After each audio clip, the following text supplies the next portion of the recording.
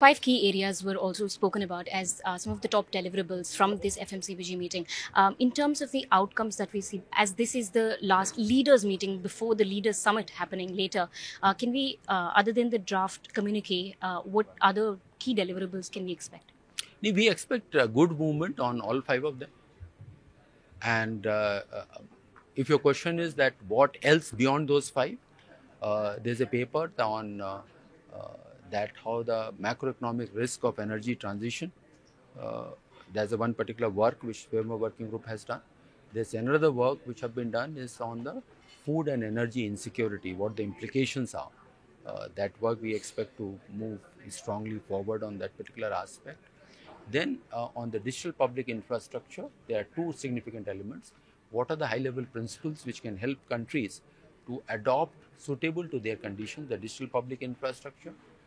Yet another one is a financial inclusion action plan, which under India's co-chairmanship that has been prepared, and that is for a 3-year period, 2024 to 2026 calendar years. And India will also have the opportunity to co-chair for those 3 years in implementation of those plans. So that is a very significant activity as far as DPI is concerned, or besides these five. Plus, it is not just about financing cities of tomorrow. It is not about just agreeing about the principles, but also how to finance them. So, OECD has done a work which have been discussed, including the involvement of the private sector, the local bodies, as well as the central and the federal government, plus how to build capacities of local bodies on financing cities of tomorrow. There's also a significant piece of work which have been done, and we expect that all those reports will be made available on 18th evening. Okay, sir. After this, they have been deliberated upon by the ministers. Got it, sir. Just two more points. One on the fact of debt restructuring. India has, from the beginning, has spoken strongly about helping lower income countries help restructure the debt. India is also a part of the sovereign debt roundtable, and which also contributes significantly to this. So, how would that be contributing? What can we expect from that to contribute to this?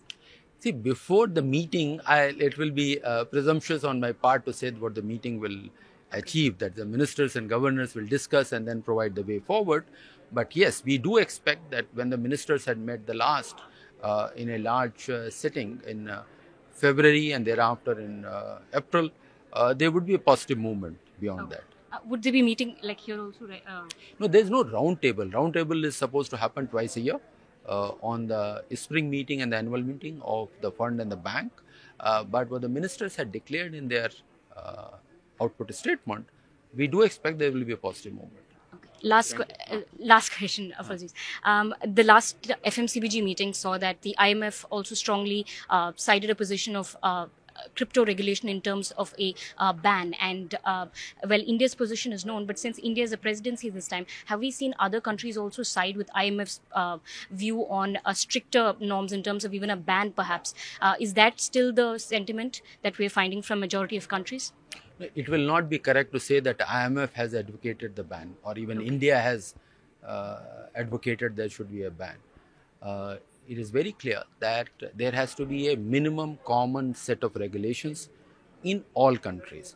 A particular jurisdiction, based on their risk profile, they can be more stringent about the entire thing.